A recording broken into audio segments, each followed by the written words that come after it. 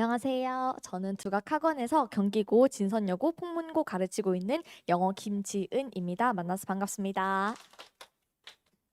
네, 이제 저는 올해 이제 경기고, 진선여고, 풍문고 이렇게 가르치고 있는데요. 네, 그중에서도 이제 경기고, 진선여고, 풍문고 전부 다 1등급을 또 배출을 했고, 그다음에 경기고 같은 경우에는 네, 1, 2등급 합쳐서 거의 6명 네, 넘게 이렇게 배출을 하고 있어요. 그래서 아이들이랑 같이 지금 경기고, 진선여고, 풍문고 최상위권 학생들과 그다음에 중상위권 학생들과 대부분 같이 수업을 진행을 하고 있어서요. 네, 아이들에게 지금 겨울방학, 고1 겨울방학 영어 학습을 어떻게 해야 좋은지, 그리고 네, 이때 이 시기에 무엇을 하는 게 좋은지에 대해서 간단하게 말씀드리도록 하겠습니다. 네, 우선 예비 고2 지금 고1이죠. 그래서 내신 학습법에 대해서도 근데 간단하게 말씀을 드리면 좋을 것 같아서 말씀을 드리려고 해요. 이제 제가 가르치고 있는 학교 외에도 네, 다니고 계시는 학교가 있으실 텐데 일단 제가 이제 아이들을 봤을 때 상위권으로 가려면 요 네 가지가 기본적으로 이루어져야 한다라고 자신 있게 말씀드릴 수 있을 것 같아요. 요 네 가지를 하게 되면은 네, 어느 학교에 진학을 하든지 내신이 우수고든 일반고이든 전부 다 상위권으로 갈 수 있다라고 말씀을 드릴 수 있는데요. 우선 통암기라고 하는 것을 하면 좋지만 네, 통암기를 하지 않더라도 어휘 그다음에 시험 범위에 해당하는 핵심 어구에 대해서 여러 가지로 반복을 해보면 네, 이 내신 같은 경우에서도 이제 빈칸 서술형이나 영작할 때 도움이 많이 되기 때문에 네, 통암기를 꼭 해야 된다라고 하는 것보다 하면 좋지만 네, 그것이 조금 어렵다라고 할지라도 핵심 어구를 반복하는 것이 굉장히 중요하고요. 그리고 통암기보다는 지문의 어떤 구조와 논리를 반복해서 숙지하는 연습을 계속해서 하면 내신 상위권으로 갈 수 있습니다. 네, 이거는 제가 이따가 보여드릴 거고요. 그 다음에 아이들을 제가 많이 접해 보니까 사실 최상위권이어도 그 다음에 중상위권이어도 매일매일 공부하는 영어 습관이 좀 어려운 경우가 많아요. 근데 아무래도 영어 지문들이 휘발성이 너무너무 강하기 때문에 매일 공부를 하지 않으면 수업을 주말에 듣고 나면 네, 이제 내일부터 다시 공부해야지라고 하지만 또 학원에 오지 않거나 클리닉에 오지 않는 경우에는 매일매일 공부하는 게 어렵고 그러다 보니까 영어 지문 이거 배웠었나? 이렇게 중간 부분을 까먹는 경우가 굉장히 많더라고요. 그래서 매일 공부하는 영어 습관 조금씩이라도 지문을 복습을 하고 그다음에 쉬는 시간 이럴 때도 틈틈이 영어 지문들을 좀 상기시키는 이런 습관들이 굉장히 중요하고요. 그다음 무엇보다도 시간 관리가 굉장히 중요하다라고 말씀을 드리고 싶어요. 아이들 보면 제가 미니 모의고사, 파이널 모의고사 진행을 할 때마다 느끼는 건데 그리고 이제 상담을 하면서 느끼는 건데 우리 아이는 영어 공부를 너무너무 열심히 했어요, 선생님. 그런데 결과가 자꾸 안 나와요. 그래서 너무 실망해요 하는 친구들이 굉장히 많았어요. 근데 그런 경우에는 이게 공부를 열심히 하는 방향이 잘못된 게 아니라 영어 공부를 잘 하고 있는데 그것이 학교 시험 유형에 적용이 잘 안 되는 경우에 해당하는 거예요. 그렇기 때문에 이런 시간 관리 빨리빨리 풀고 그다음에 서술형도 내가 할 수 있는 것부터 빨리빨리 하는 그런 연습들을 계속해서 하면은 당연히 이제 상위권으로 갈 수 있고요. 그다음 마지막으로는 자기 주도적으로 영어 지문을 분석할 수 있어야 돼요. 제가 이제 경기고에서 최상위권 아이들을 많이 가르쳐 보니까 아이들이 원문 연습지라고 해서 영어로 된 지문을 저한테 그냥 달라고 해요. 그래서 그 지문을 직접 하나하나씩 이렇게 끊어 읽어 보면서 중요한 어법은 무엇인지 제가 강조했던 내용은 무엇인지 본인 스스로 체크를 하더라고요. 그래서 자기 주도적으로 영어 지문을 분석하는 이렇게 네 가지 방법을 하면 네, 상위권으로 갈 수 있다라고 말씀을 드릴 수 있고요. 그래서 예를 들어서 제가 이번에 경기고 기말고사 때 진행하고 있는 13강의 11번 지문을 들고 왔는데요. 예를 들어서 이제 제가 수업을 할 때도 이거는 일관된 보살핌 제공이 중요하다라고 하는 지문이었어요. 그랬을 때 제가 아이들한테 설명을 할 때는요. providing good care 그러니까 동물들에게 좋은 보살핌을 주는 것이 중요하다라고 이제 강조를 하면서 얘들아 여기서 핵심 포인트는 뭐냐면 그런데 좋은 보살핌으로 끝나는 것이 아니고 좋은 보살핌의 조건은 바로 consistently 일관되고 predictably 예측 가능하게 하는 거야라고 이렇게 중요한 부분을 강조를 하고 있어요. 그래서 아이들 수업을 할 때도 providing good care 좋은 보살핌을 살피는 건 뭐다? consistently와 그다음 predictably가 중요해. 그래서 이 두 가지가 전부 다 있어야 돼라고 이렇게 해서 핵심 어구를 계속해서 아이들한테 확인을 시키고 있어요. 그리고 이제 여기서 봤다시피 이렇게 지문을 통암기를 이제 시키기보다는 1번, 2번, 3번 이런 식으로 문장의 순서가 있기 때문에 지문을 봤을 때 어쨌든 좋은 보살핌이라고 하는 것은 일관성 그리고 예측 가능성이 중요하니까 그것에 대해서 지금 3번 같은 경우에는 일관되고 예측되지 않는 그런 사례들을 통해서 반대 사례를 보여주고 있고 그 다음에 4번 같은 경우에는 그래서 3번은 반대 사례를 일으켰을 때 distress 고통을 일으킨다라고 보여주고 있어. 그리고 4번 같은 경우에는 이제 반대로 또 예측이 가능한 경우에 어떤 식으로 제공을 하는지 예시를 들어주고 있어. 이런 식으로 아이들에게 이 지문 문장들이 왜 이 위치에 이것이 와야 하는지 그 논리 논리를 설명을 해주고 있어요.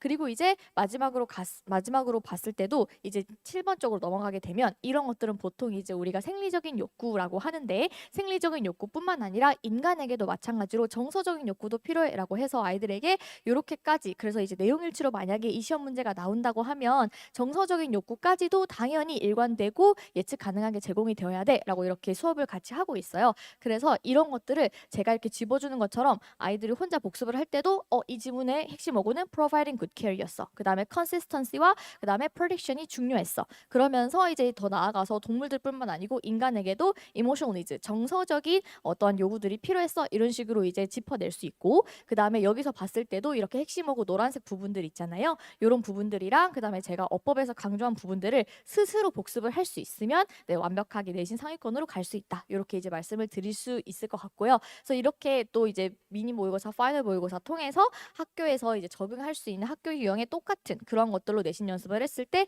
당연히 상위권으로 갈 수 있다고 말씀을 드릴 수 있을 것 같아요. 그래서 이제 혹시 이번에 마지막 기말고사에서 내신을 어떻게 해야 될지 좀 방향성이 어려울 수 있는 친구들을 위해서 제가 간단하게 준비를 해봤는데요.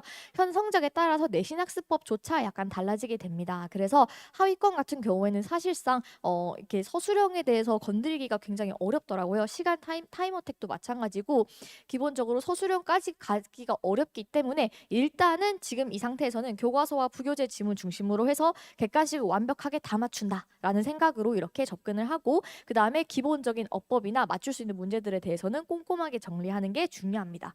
그리고 중상위권 이 사실 어떻게 보면 굉장히 조금 어려울 수 있어요. 왜냐하면 4등급에서 3등급 혹은 이제 3등급에서 2등급 이렇게 한 등급 상승을 하는 그 중간에 있는 아이들이에요. 그래서 이런 중상위권 같은 경우에는 당연히 객관식을 집중을 하면서 객관식을 푸는 시간을 더 줄여야 돼요. 객관식을 푸는 시간을 더 줄여서 서술형을 더 빨리 나아가야 하는데 서술형 중에서도 아이들이 순서대로 푸는 아이들이 있어요. 근데 그렇게 하지 않고 서술형에서도 무조건 강한 부분들이 있잖아요. 영작 배열 강하다. 나는 빈칸 핵심 어구들을 잘 외운다. 이러면 그것부터 빠르게 풀고 다 맞춘 다음에 나머지 것들에 집중을 하는 그런 식의 전략이 필요하고요. 그 다음에 중상위권 이어도 객관식을 실수로 한두 개씩 틀려버리면 또 등급이 떨어지기 때문에 지문을 완벽하게 숙지할 수 있고 시간 관리하는 연습이 필요해요. 그래서 제가 가르치고 있는 경기고 같은 경우에도 이제 내용 일치가 그냥 5개 지문 중에 골라 이게 아니라 내용 일치하는 것에 질문의 개수라고 해서 12개 지문을 12개 선지를 골라내야 한다거나 그 다음에 진선여고 같은 경우에도 이제 단순히 내용 일치가 아니고 알 수 없는 내용이라고 해가지고 그런 추론까지도 정말 들어가는 문제들이 많아지고 있어요. 그래서 지문을 완벽하게 숙지하면서 그 다음에 서술형을 효율적으로 선택하는 것이 굉장히 중요해지고요. 마지막 이제 최상위권 같은 경우에는요. 어느 학교든지 최상위권이어도 어휘 외우는 걸 조금 어려워하고 그 다음에 어휘 양이 많아질 수 있어요. 그렇기 때문에 네, 심화 어휘에 대해서 계속적으로 학습을 해야 되고 그 다음에 상위권 같은 경우에는 사실상 거의 대부분 지문에 대해서 스스로 숙지가 되는 경우이기 때문에 학교 동영 자료를 활용해서 이제 각자 내신 수강하시는 선생님들의 어떤 미니 파이널 모의고사 같은 동영 자료들을 좀 활용해서 매번 체킹을 하다 보면은 아무래도 효율적으로 성적이 잘 나올 수 있다라고 말씀드릴 수 있을 것 같아요. 네, 그러면 이제 넘어가서요. 겨울방학에는 그럼 어떻게 해야 되냐라고 말씀을 드릴 수 있을 것 같은데요. 일단 영어가 너무너무 이제 강조를 해도 모자란데 사실 여름방학 때부터 제가 고1은 늘 영어를 강조를 할 수밖에 없어요. 왜냐하면 이때 고2 들어가기 전 겨울방학 2달이잖아요. 이때가 정말 수능 영어를 마지막으로 다질 수 있는 시기이기 때문에 너무너무 중요하다고 말씀을 드리고 싶어요. 사실 지금도 아이들이 상위권 같은 경우도 마찬가지고 중상위권도 마찬가지겠지만 시험 기간에도 영어 내신을 하는 시간도 좀 부족해해요. 왜냐하면 수학도 해야 되고 과탐도 해야 되고 다른 과목 다 챙겨야 되기 때문에 애초에 이제 내신 시험 기간에서도 영어에서 어떻게든지 조금 더 효율적으로 간단하게 성적이 잘 나올 수 있게끔 영어 공부를 하기를 좀 원하는 네, 부모님과 학생들이 많아요. 그래서 이 영어가 결국에는 수학 과학이 이제 더 많이 투자를 해야 되고 그 다음에 공부를 해야 되는 시기이기 때문에 영어가 기본적으로 안정감 있게 1등급이 나와줘야지만이 네, 조금 더 부담감이 덜 수 있어요. 그렇기 때문에 수능 영어에서 자기가 부족한 부분이 있다면 마지막으로 이제 영어 공부를 좀 더 열심히 할 수 있는 시기이기도 하고요. 그 다음에 두 번째로는 이제 2학년 때에도 이제 내신을 좀 챙기는 경우가 있어요. 중상위권은 이제 수시로 또 갈 수 있기 때문에 어쨌든 영어 내신 성적을 조금 더 키우고 싶어. 그런데 네, 이제 1학년 때는 이제 시간이 지났으니까 2학년 때도 내신을 계속 챙기겠다라고 하는 학생들을 위해서는 네, 그래도 이제 이런 수능의 고난도 독해 같은 것들을 지문 대비를 하다 보면 당연히 영어 내신이 쉽게 느껴지게 어려워지기 때문에 영어 내신 성적을 향해서도 마지막으로 준비할 수 있는 시기가 된다고 말씀드리고 싶어요. 그래서 이렇게 겨울방학에는 또 영어 공부를 할 때도 마찬가지로 현 성적에 따라서 학습법이 다 달라지고 있는데요. 첫 번째 일단 근데 너무너무 강조해도 모자라요. 어휘는 정말 가장 먼저 무조건 해야 되는 거예요. 최상위권, 중상위권, 하위권 전부 다 무조건 어휘를 하셔야 돼요. 만약에 근데 우리 아이가 진짜 영어 공부할 시간이 하나도 없어라고 하셔도 무조건 어휘만이라도 하셔야 돼요. 되겠죠? 왜냐면 어휘가 안 되면 애초에 지문 해석 자체가 어려워지고 지문에서 무엇을 의미하는지가 주제부터 파악이 어려워지는 경우가 있기 때문에 어휘는 항상 가장 먼저 가장 많이 해야 되고요. 당연히 이제 학교에서도 특히 경기고나 다른 학교의 경우에는 어휘가 시험 범위가 들어가는 경우가 많기 때문에 내신 수능 대비를 위해서도 무조건 해야 되는 것이고요. 그런데 이제 하위권 같은 경우에는요. 애초에 이제 지문 해석이 조금 어려운 경우가 많더라고요. 제가 만나보니까. 그래서 우선 중하위권 같은 경우에는 수능에서 자주 나오는 그리고 내신에서 우리가 교육과정별로 자주 나오는 빈출 구문이 있어요. 그래서 그런 구문과 그다음에 자주 나오는 어법 위주로 굵직굵직하게 일단 기초를 한 번 더 다지는 시간이 필요하다라고 말씀을 드리고 싶고요. 그다음에 중상위권이 사실 어떻게 보면 굉장히 또 여기서 조금 학습법에 따라서 결과가 많이 차이가 날 수 있는 부분인데요. 지문에 어려운 구문을 정리를 하셔야 돼요. 왜냐하면 중상위권 같은 경우에는 수능 독해나 아니면 모의고사 문제를 풀어도 선생님 저 1등급 나오는데 2등급 나오는데 빈칸 추론의 답이 왜 이건지 모르겠어요. 정확히 모르겠어요. 아니면 이제 선지 2개 중에 답이 왜 이건지 헷갈려요 라고 한 친구들이 있기 때문에 이런 지문의 어려운 구문을 정리를 해서 완벽하게 답이 왜 그것인지 논리를 할 수 있고 그다음에 정확한 해석과 이해를 할 수 있는 연습이 필요해요. 그래서 양치기보다는 한 어려운 지문을 두고 왜 그것이 답인지 그다음에 거기서 어려운 어휘들은 무엇인지 그리고 내가 뭐가 이해가 되고 있지 않은지 이런 것들을 점검해 보는 게 필요하고요. 그다음에 마지막으로 탄탄하게 한 번 더 어법을 정리할 필요가 있습니다. 그리고 최상위권 같은 경우에는요. 수능 혹은 수능 이상의 고난도 지문이었죠. 저희 때는 그게 유명했어요. 능률에 이제 고급 영문 독해 70일이라고 해가지고 거의 수능 이상의 고난도 지문이었거든요. 그래서 그런 것들을 매일매일 꾸준히 이제 조금씩 풀면서 감을 유지하고 그다음에 어휘는 계속적으로 외워주고 그다음에 헷갈리는 어법만 포인트로 정리를 해주시면 영어에서 시간을 절약하면서 이렇게 겨울방학 때 할 수 있다라고 말씀을 드릴 수 있을 것 같아요. 그래서 제가 이제 고민을 하다가 학생들에게 고2 때 그럼 예비 고2를 위해서 무엇을 해줄 수 있을까라고 해서 이제 제가 겨울방학 때 이제 계획을 한 건요. 고난도 독해 워밍업이라고 해서 좀 고난도 독해를 초점으로 한 독해 특강을 진행을 하기로 했어요. 그래서 우선 대상 같은 경우는 이렇게 말씀드렸다시피 일반고나 그다음에 우수고 예비 고2 학생들이고요.